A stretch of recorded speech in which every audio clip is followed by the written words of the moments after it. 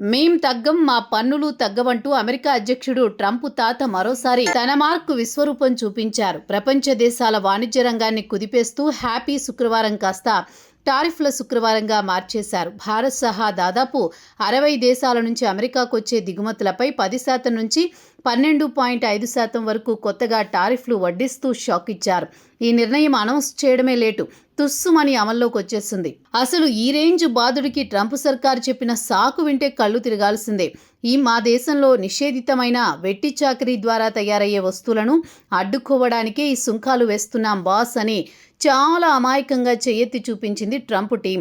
పాత 10% గ్లోబల్ టారిఫ్ల గడువు ముగియడమే ఆలస్యం, మానవ హక్కులను కాపాడేస్తున్నాం అనే రేంజ్ కవర్ డ్రైవ్తో కొత్త సుంకాల బిల్లు ప్రపంచం ముందు పడేశారు.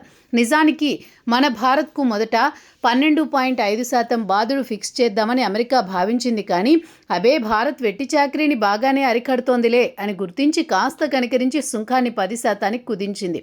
మనకు కాస్త మినహాయింపులిస్తూ చమురు, సహజవాయువు, ఎరువులతో పాటు USMCA పరిధిలోని ఉత్పత్తులకు మాత్రం ప్రస్తుతానికి టారిఫ్ పోటు నుంచి రక్షణ లభించింది. 10% క్లబ్లో ప్రస్తుతానికి భారత్, బ్రిటన్, కెనడా, మెక్సికో, ఇండోనేషియాలున్నాయి. ఇక 12.5% క్లబ్లో చైనా సహా మరో 38 దేశాలున్నాయి. వీళ్లకు ట్రంప్ మార్క్ స్పెషల్ డిస్కౌంట్ లేదన్నమాట.